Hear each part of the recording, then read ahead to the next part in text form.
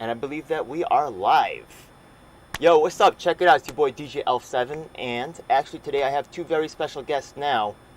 Before he introduces himself, I'm going to tell you that this guy was actually a former coordinator in Colorado. And actually, I'm a big fan of this guy. If you go back and see my list of my MPP playlists, you'll see that I interviewed different MPP coordinators from all across the nation. And actually, this guy's, he's about to introduce himself, but his program was just so exciting, and his approach was so different from everybody else's. I made special note of it, so I'm a fan. But I'll let him introduce himself. Go ahead. Yeah, likewise. Yeah, so basically my focus is kind of at the intersection of sustainable and socially impactful business, but tying those together, not only existing businesses, but every entity that has some type of positive outcome besides just making money, in a way that's holistic and kind of improves the whole situation. So when it's making the economy better, it's helping social issues, it's helping environmental issues, and it's also making money. That's the direction I think that, we need to take the economy in. And a lot of people call that regenerative economy, regenerative economics.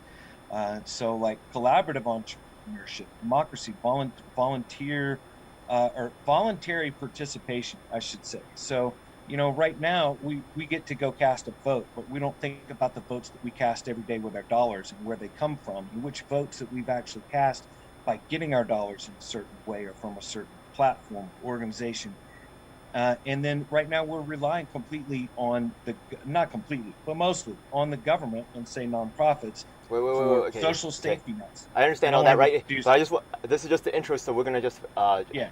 So wait, yeah. What's your, I'll wait, go, tell him your you name, just tell him your get to organization, get then to we're gonna that. cut to Tiger. Yeah, so just give it a quick introduction. We're gonna get to the Yeah. programs, yeah, but this is the introduction section. So, Yeah. So I'm who are you again? Devin. Yeah.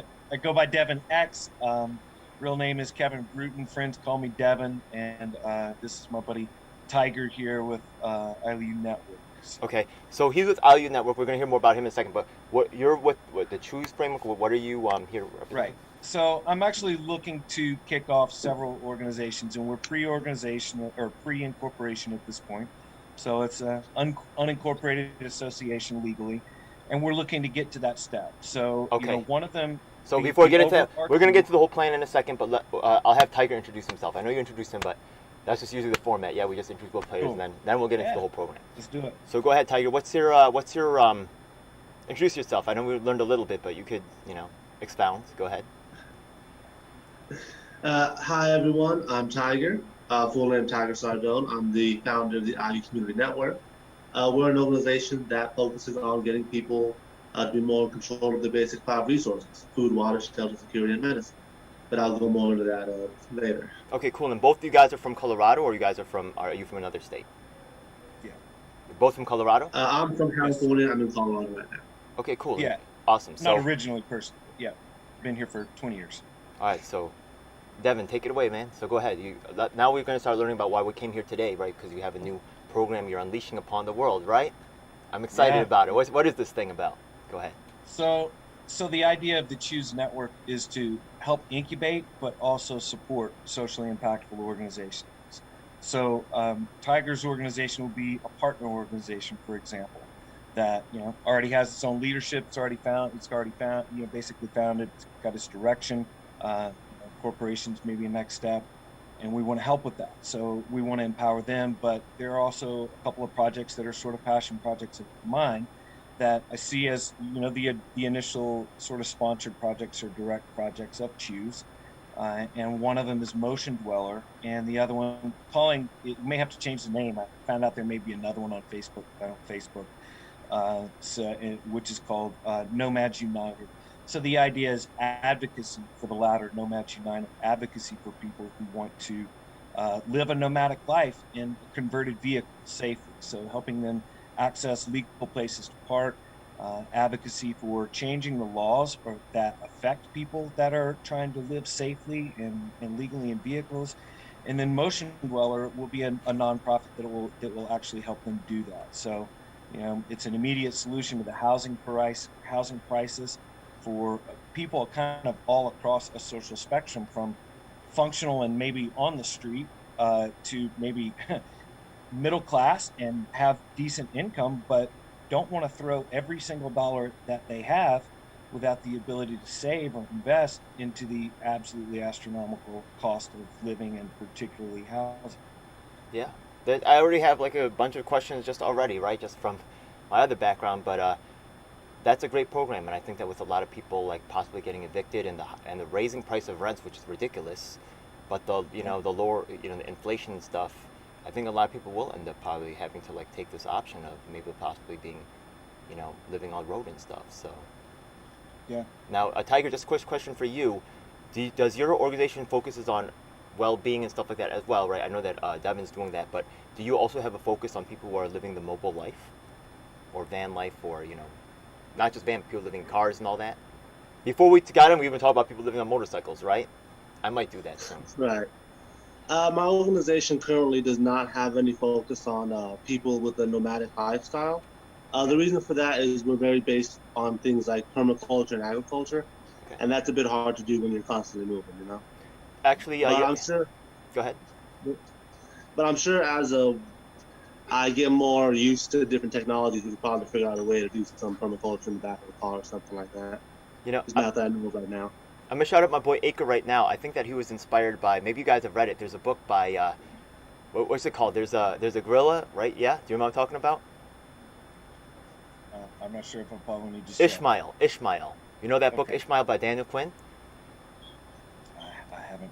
Can't say that I do. It's an interesting story of how the Bible, right, how the Genesis story is an allegory of how people were nomadic lifestyle travelers before, but once they set up civilization and agriculture, they were forced into the new style of living, and civilization, which is evil, right, yeah, and all the evils of civilization are caused by that. So it's an interesting dynamic that's going on between, right, but it's good for people who are nomads to have access and networking with people that have agriculture going on. This can actually be we might be able to come in and help you guys harvest some crops and go, right? We know that the, what is that called? People do the woofing, right? What does woofing stand for? World Organization of Organic Farms or something.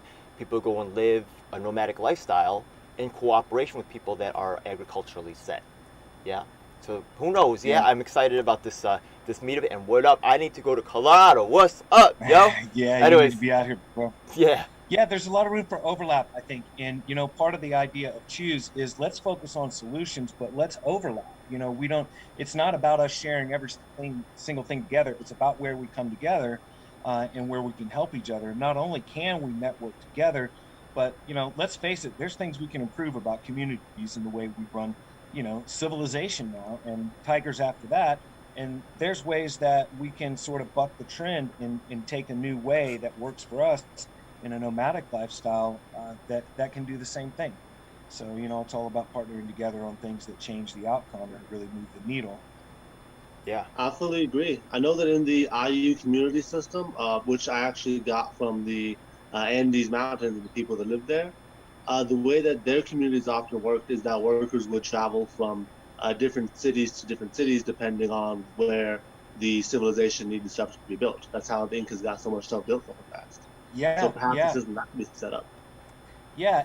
And that's happening. Like if you look up Steve Walls and his group and Homes on Wheels Alliance, all those guys that caravan out like in the Southwest or on a port site, they do this thing called a rubber tramp rendezvous. And he's got a bunch of videos, and so do other people out there, on how they live as nomads. And whereas I want to take a new focus towards like particular communities and organizations like yours that have slightly different approaches, but also digital work, teaching people new digital skills, being able to work remotely. Anyhow, what they do, a lot of them go around and they work for farms. So, right now, some of them, hey, they may work for some organic farms. Some people are practicing really good ecological standards.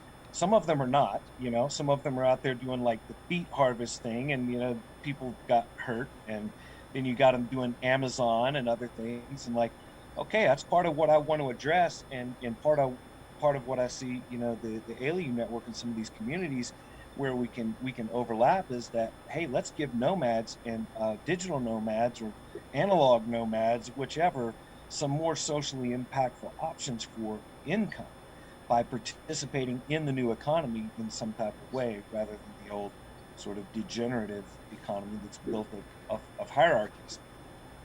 It's good. There's a lot of challenges, but Lots. yeah. So like, when you take a look at the new thing with like electronic money and everybody having phones and stuff like that, um, right? What are some? I just pat by it. What are some of the biggest challenges that you see your communities facing as in terms of getting this project through? I'll let you go first, Tiger Man. Yeah, go for it. I want to hear what you got to say on that, and then I'll tag in. Sorry, my phone glitched out for a second. Could you repeat the question, Okay, please? yeah. Actually, I'm gonna change the questions a little bit, right? What are some of the biggest, as far as you know, right? Some of the biggest challenges for your community that your project is going to help overcome. For my community specifically, I know that here in Fountain, we have a pretty tainted water source due to an issue that happened with the fire department a few years ago. It's still messing up our water. And besides that, we have a lot of clay and sand-rich soil. So one of the things that I want to do is implement some regenerative agriculture principles at my neighborhood and surrounding neighborhoods that will, for one, clean the water through a natural process, as well as rehabilitate the ground to make it more of a living ecosystem for microbacteria and whatnot. Okay. So those are two things that's going to affect my personal community. Okay. That's cool. What about? It's good to know about the soil conditions. Like that's important for growing, right? Of course, it's super important. What about you, Devin?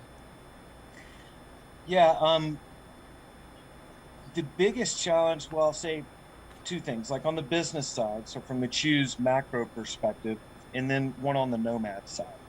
Um, on the macro side, the challenge of building socially impactful networks, for one, is that right now businesses that are going to take some type of focus like that, if they're not, they're usually not incorporated as or I should say, many businesses are not yet incorporated as some type of benefit corporation, a workers cooperative, a B Corp, which is a certification, not a type of business, or something that actually adjusts their bylaws, the DNA of the organization. So that's an obstacle for people, and that's something that I'll be able to solve and address with the Choose Network by allowing them to either buy in through membership, just like they would through a network that's going to help them do marketing, because we are going to be doing that. But also, they can trade their services in. Their service or their product can be traded into the network. And then the profit section of that gets distributed, according to me, through a more modern form of digital organization. And that's where, blockchain technology can come in. It's also where we'll be able to track the outcomes a little bit more to more detail. If you've heard of the citizen science concept, where citizens report and document things that become actual verified data, one of the reasons why philanthropy and even some nonprofits and various other causes don't get more funding and aren't more effective is because they can't actually track the infinite details of their results. So for instance, there's a job program that gives you some money to get your car fixed so that you can go get a job.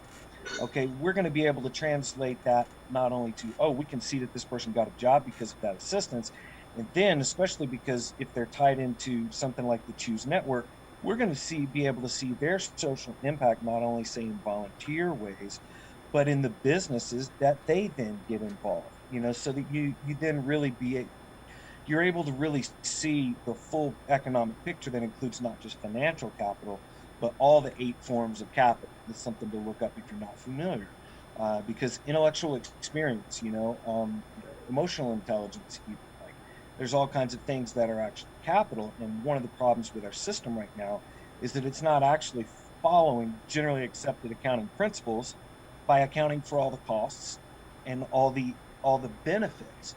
Okay. So Quick question. A quick question, right? Yeah. Okay. Yeah. So you say you're marketing. Where are you going to be marketing? Is this going to be like online marketing or print marketing? What is? Go ahead. So the marketing part isn't necessarily a primary function, it's a supportive function, but because of the network effect, as this network grows, it's going to have more power than a marketing agency normally would if we do this right, I think. So you're familiar with Metcalfe's law, the network law, that says basically if we want to put a measurable value to a network, we don't add its members together, we multiply. Okay. So just an example, right? Maybe like someone's thinking about going to van life, and they're thinking about maybe like I'm a tutor, right? Yeah. So, like, I could access this network. Now, your network is mostly for Colorado, or is it going to be a nationwide network? Um, I definitely want it to grow nationwide, especially okay. the advocacy side of it. But from say a tutor, somebody that wants to, I'm assuming the scenario here is that you want to be a nomad. Some services could be Uh, online. Some services could be nomadic, right? Uh, okay, right. are there any instances where, like, maybe you've seen someone like do actually successful services, sales, or services, or there's those people make those YouTube videos, right? Are there any other successful models to like be self-sufficient while you're on the road? Like, what would maybe people think like, what would I market if I was living in a car? They won't be able to imagine that, right? What maybe you could give some examples besides like making YouTube videos. Is there anything else out there for people who live nomadically?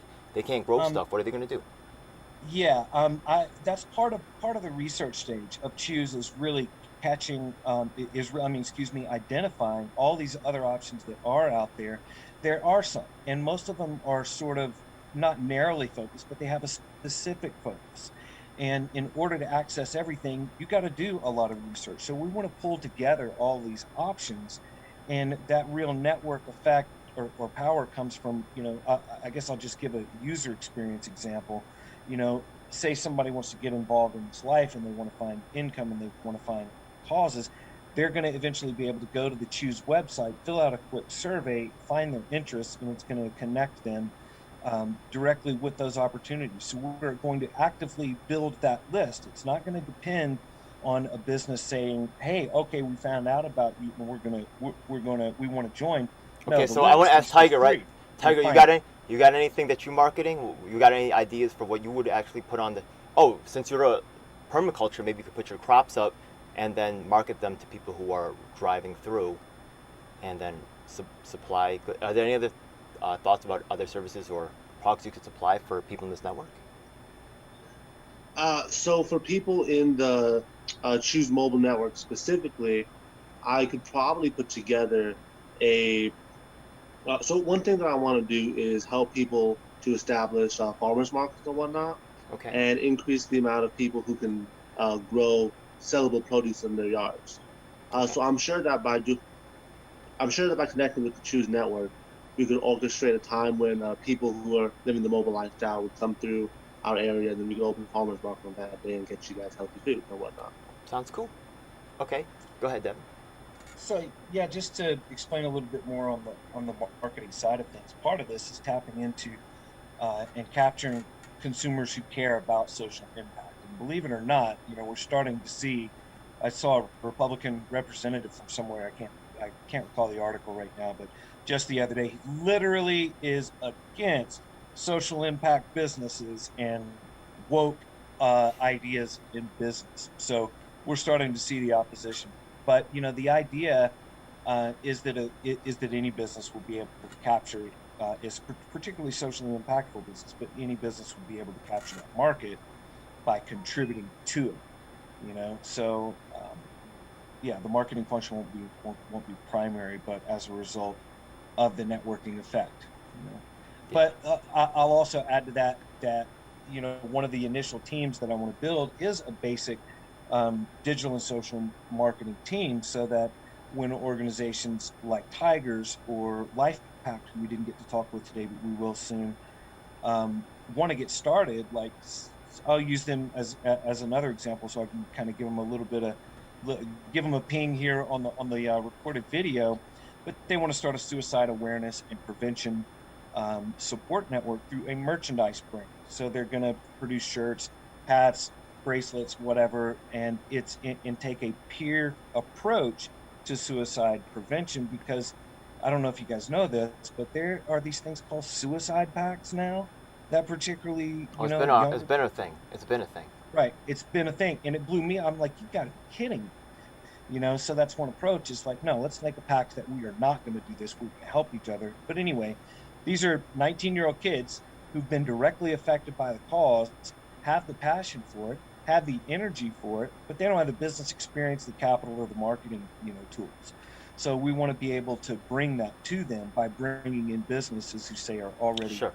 So there's a already marketing there. aspect. Is there another aspect? You said there's two aspects, right? Besides the marketing, what's another thing from the Choose Network? I guess so. The second challenge, on if I go to the nomad side, there's two challenges depending on where people are economically. Okay, so they could have a nice salary, but still be spending most of their money on income. Their challenge is going to be finding, if they want to do this full time, the challenge is obviously going to be places to park that are affordable, that are not going to cost them what a downtown apartment would. And some of these places are getting expensive. But then we have kind of a really fractal situation with the laws that wind up affecting nomads, because there really have never been laws designed to protect their rights. And most of the laws that surround vehicles and parking something somewhere, or where you can park it, or whether you can park overnight, have sort of been built around the idea of people leaving junk cars, and now they're being used sort of almost in a weaponized way against particularly poor people. Now you see I met a guy last night at Cherry Creek that had a brand new Ram Pro Master Winnebago $117,000 perfect setup. Now, do you think he gets hassled a lot by the cops if he parks on the side of the road? Probably not as much as a guy who's got his little sort of no build converted Subaru parked on the same side of the road. So the Sturm College of Law has a report called Shifting Gears. Sturm, STURM, which is with DU, University of Denver Law School. And they outline all of Colorado's laws, but they're very similar in other states. So that's where the advocacy side of it comes in, is that not only do we need to clarify the laws that affect people's ability to park in public, but we need to expand the options. Like in the Ayllu network is a great way, because hey, this is someplace people could come and potentially park and do some work or do some trade work, contribute to the community and work remotely for a week and maybe help with the harvest or something. Um, so we need to expand more of those options. And one particular place that needs expansion is Colorado's Safe Parking Initiative, which is mostly a network of churches that are working directly within the continuum of care and with local governments. But I want to see that expanded to a legal model that says we don't need to be the Safe Parking Initiative. Great, we'll work with them, but we don't want to be limited by that, and we don't want to be limited by just churches. That's great. I'm glad they're there. I see interfaith cooperation as important, but there are a lot of businesses out there that actually would probably benefit from a security standpoint of having somebody on site if something happens, If to I at could, least just call. if I could jump in for a second now, tomorrow actually at 4 p.m. I'm having a discussion panel. It's called the Unified Platform. And the thing is that we have actually candidates from across the nation, every candidate running for Senate, every candidate running for House of Representatives, every governor running in every state. And the thing is that idea of the safe parking initiative, I'm interested in learning more. I could see some potential, what does that mean, right? Like secure, does it have to be secure, like in terms of crime? Also, there could be issues like with zoning, right? Water, environmental, right? A lot of parking lots are allowed to be built on toxic areas. But then also my brother over there with the permaculture may have other ideas like environmental solutions that he may want to suggest. So actually we had planned the reparations one for tomorrow, but most of the identity related discussion panels are not really attended. So I'm just going to make it an open session. So if you guys have like the safe parking initiative, sounds like something that I think that deserves attention, and I want to maybe incorporate that. That would be great. So either the document is available, and I'll put that in the links below. And if people have other suggestions that would help with their particular issue, like the Safe Park Initiative, or maybe maybe you have something in mind, then you could put that on the Google Doc. All right. All right. So keep going on. So so with the churches, you are building the Safe Park Initiative, and where's that going? Yeah, so I want to expand the places for them to legally park and make it a partnership, not just an exchange. That's the idea. So just throwing an idea out there, but say there's a business that has a lot of unused parking space. There's all kinds of things that we could do to collaborate. But you're right, zoning is one of the primary issues. Security winds up being those issues.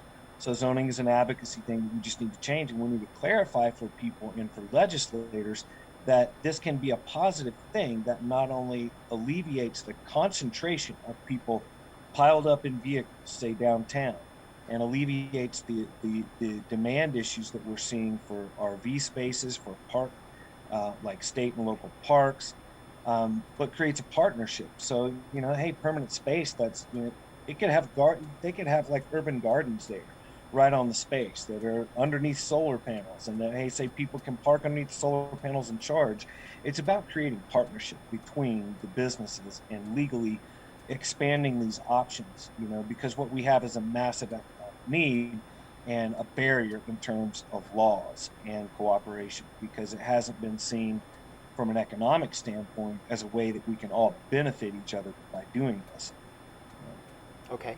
So, I want to hear a little bit more from Tiger. What's your involvement in this? All right, like so, I understand. I think I do understand the network, right? It makes sense for nomadic people.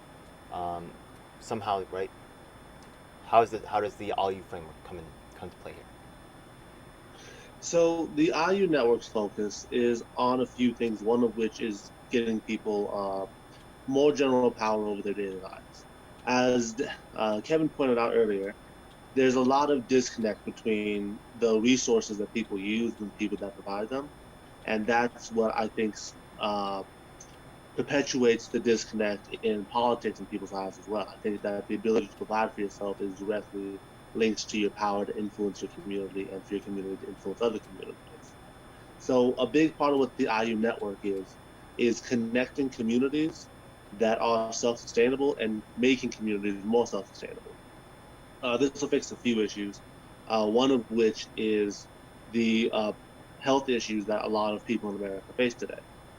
A lot of people in America face issues with things like lack of energy, um, general aches and pains, and some mental health issues that most doctors will often prescribe you different pills for and whatnot, when in reality it's lack of proper nutrition, which lack of proper nutrition stems from people not having the money to afford the super expensive health foods that are sold in like the high-end stores like Sprouts and whatnot. So what the IU Community Network wants to do, one of the things we want to do, is provide people with healthier food options by, for lack of a better term, flooding the market with healthy foods.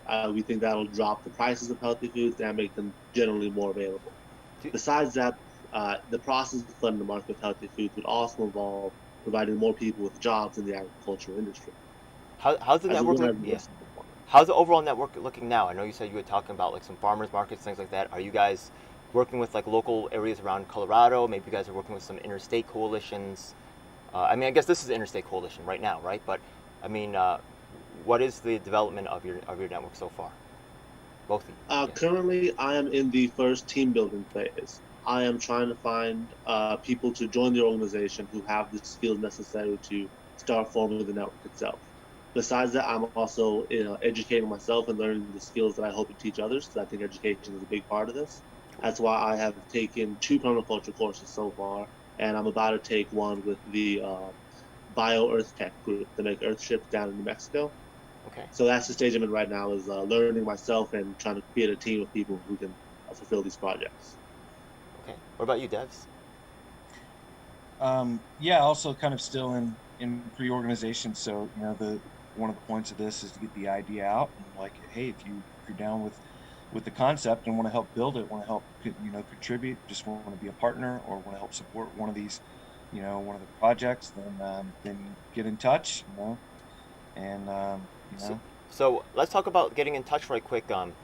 I see that now I'm actually a fan of yours because you always had like I remember from the first time we met, you had like the Bitly set up, you had like the website. You're even now I think using like a low cost website solution right now to handle your stuff. Very efficient, very technology proficient as well. Not efficient and proficient is good, right? So share with us, right? You said to get in contact. How can people get in contact with your organization? And I'll ask Tyler Yeah, that question. yeah. Thank you. I don't know if I'm really at that bar of electronic proficiency in terms of social media and everything yet, but I'm trying to make it work. We're going to put right in my name description there. You can find me and also the Choose Network and Motion Dweller. But we will put in the description also of the video the Telegraph page. And Telegraph is just a simple web page publisher. So that page will continue to have updates and links on it. We don't have a full website yet. I've got Choose on Twitter, Choose is on Telegram and Twitter. And then we've got a Discord server that's, Oh, just cool. sort of fledgling and barely there for Choose. Motion Dweller has a spot within that. I'm joining the So, you know, Discord server tonight. What's up? Hell yeah. nice. Yeah, you know, it's a Discord is a has a learning curve, so when people aren't familiar with it, it's a little more difficult to get them on board. But it is a good platform, so you know, definitely connect with any of those platforms that you do use, and shit. And if there's anybody else out there that does have some proficiency with managing social media pages, particularly the ones that I don't have much of an interest in getting involved with, but we may need the exposure from, like Facebook and Instagram, for instance.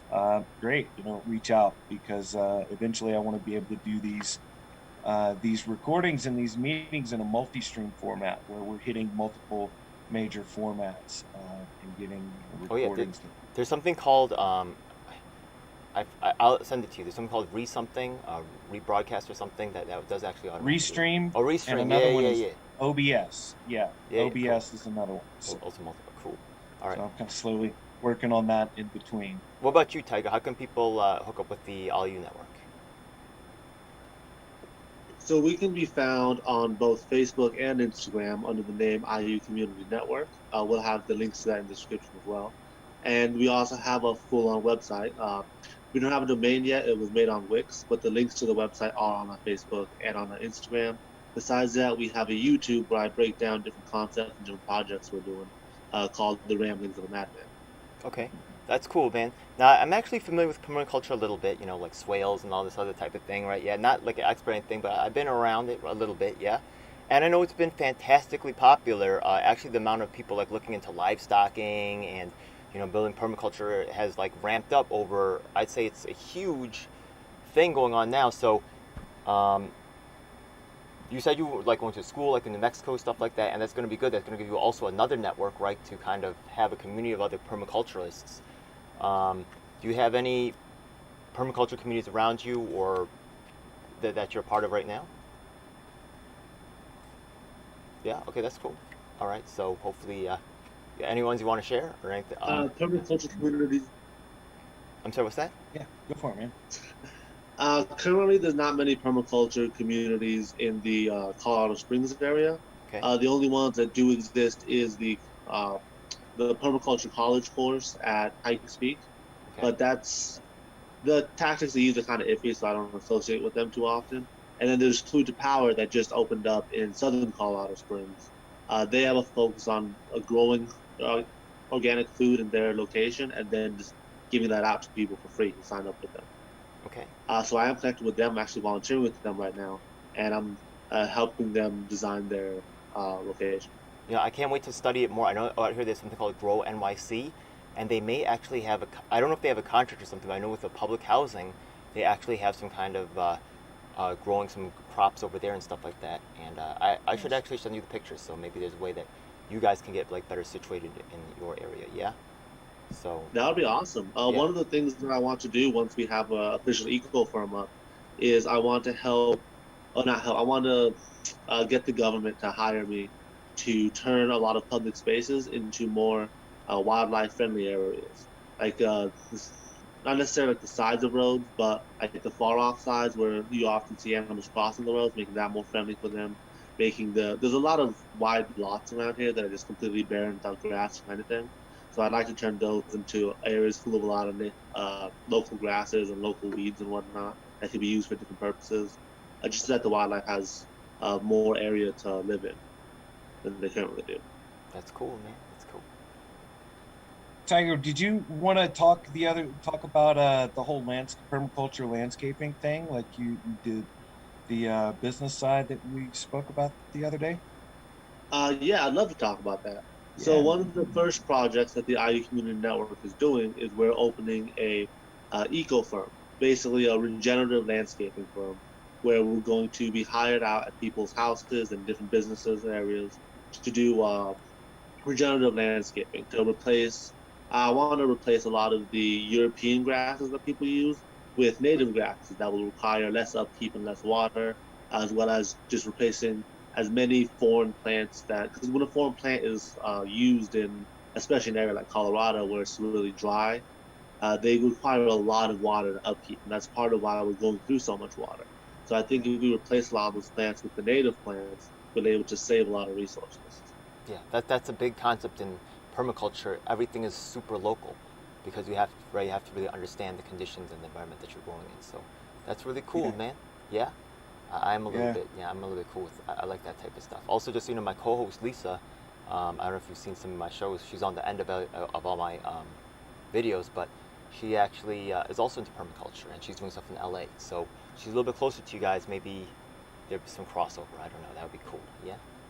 That would be awesome. Yeah. Yeah. So, all right. So, what's you guys up? What you guys have any? What's the next plan? What's the next thing coming up for you guys? For me, we are starting that eco farm I just talked about. I just got in contact with one of Devin's friends who's also into permaculture, and we're gonna start. Believe get the business started. I just got the what's it called? Articles of incorporation done, Yeah. and so I'm doing all of that paperwork and getting our first contracts. Let me show you. Nice. Let me show you some of this right here. I got all these seeds right here, man. Look at this. Yeah. I got these seeds. What you got? I got these arugula seeds. I got these fucking. These are pea seeds. What I got? I got the beet seeds right here. I got mung beans over here. Yo, I'm ready, man. I'm down with you guys. I live that lifestyle a little bit. You know what I mean? I'm cool with that. That's what's up. I love beets. Those are great energy food. Yeah, yeah. I was thinking about doing the. In the morning. I was gonna do the microgreens. Oh, You know those what are awesome too. Hey, I'm in an urban environment, man. I got what I got. You know what I mean? Plus, I have a weed Discord network where I show people how to grow weed and stuff. But we're gonna interchange all of that. Yeah. You guys are super That's cool. what's up. What about you, Dev? What's coming next for you, man? Yeah, still in the process of team building to get to the point where I guess we can. Yeah, I'm really at team building right now. You know, I need help editing. Need help getting things ready for social media pages and ready to the point where we can actually submit for some initial funding. There's a Web3 site called Giveth.io that I would love to get on. We just need to flesh things out a little bit more. And you know, we're hoping to. I'm hoping, fingers crossed. I've got to connect with somebody that I've mentioned to you guys. I'll just mention briefly that there was a couple of entities, a 501c3 and a 501c4, that I volunteered with a few years ago, and they have since sort of fizzled out. So I'm hoping that the person left in charge of those will either want to participate and help revive them, or just sort of hand over the keys, pass the baton, and that'd be a huge hump. So, you know, if you're willing to help fund something like this, if you're willing to help with social media, then we need to get over that hump of actually incorporating and forming an initial team. So, you know, each member organization, as they come on board, you know, hopefully through whatever participation, we don't know what membership is going to look like yet, but yeah, it's kind of a matter of reach out if it sounds like it aligns with your values, and let's build it. I'm at the point where economically I have to go get a job, which is okay. Hopefully have a good one lined up, but yeah, so I've got to do this part-time, so it means teamwork, you know. Absolutely. You ever thought about you ever heard of something called busking or street performance, stuff like that? Yeah, my skills aren't really all the way there. But you'll be practicing all day, man. If you're out there, if you're out, consistency is what it's if got to you be. gotta eat, So. you hungry, you're gonna keep playing until you get it, and you're gonna play all day long, all night long, and it's just you probably get better at it. You know what I mean? After like 2-3 months, you know that shit forwards and backwards. You know what I mean? Yeah. We'll see. Either way, yeah. Yo, Yeah. there's quite, you know, it's hard to get valued in this particular line of work, right? But a lot of our industry and media doesn't really teach people to value this, but this is some of the most valuable shit, I think. So I really appreciate the work you guys are doing. Yeah, I think it's awesome. Yeah. Any last words before, or anything else you want to share before regarding the network? Should we learn anything like that? Actually, I'm interested in learning about the person who didn't. What was that group that was going to attend, and what are they about, right quick?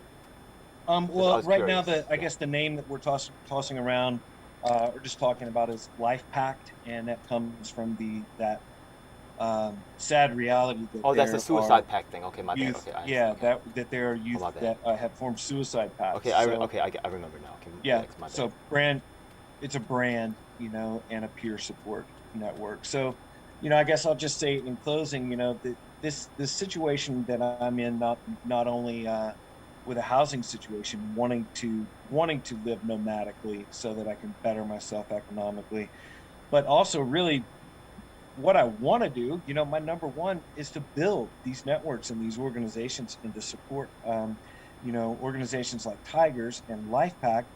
But the reality is, we don't have a financial empowerment network or system globally. We don't have a big enough of um, for lack of for overusing the word, a network, a methodology, an actual pipeline I just to, like that. to fund people that are doing this stuff. And that's exactly what I want the Choose Network to do is, when somebody is in this situation of, man, I've got to go get a full-time job, and it may be a decent job, but it's really not my passion because I want to change more than, say, I see the job doing, or maybe I just want to do it more directly, or maybe it's just more of a tie-in for my passion and my skills. Hopefully we can do this without exploiting ourselves too much, because really that's what's fucking happening.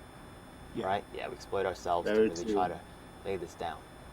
And, Yeah, but they say, how's the old saying go? If you do what you love, you're not working a day in your life, and you'll find that when you empower people to do the work that they're passionate about, they're going to do a lot more work. They're going to be more efficient. It's going to be more impactful, and that's the whole idea of Choose Impact Network. So, sounds good to me. I always liked you, man. You always was a cool guy. thanks, brother. I appreciate it. You as well, Ed. So let's get up. This is a cool guy too. I promise you, man. Thank you. I met this guy early or mid 2020. Yeah. And he's really got a passion for empowering communities and making change. And it's really cool to see him here on the screen in front of you and getting these ideas out to the world, man. What connects me? I might even be able to make that website for you. I'm not a specialist, but I could probably hack something up. Look out. So we'll talk soon. Look out. All right. All right, thanks a lot. All right, guys. Thank you, Ed. Thank you, Tiger. I guess that's it. All right, God bless. All right.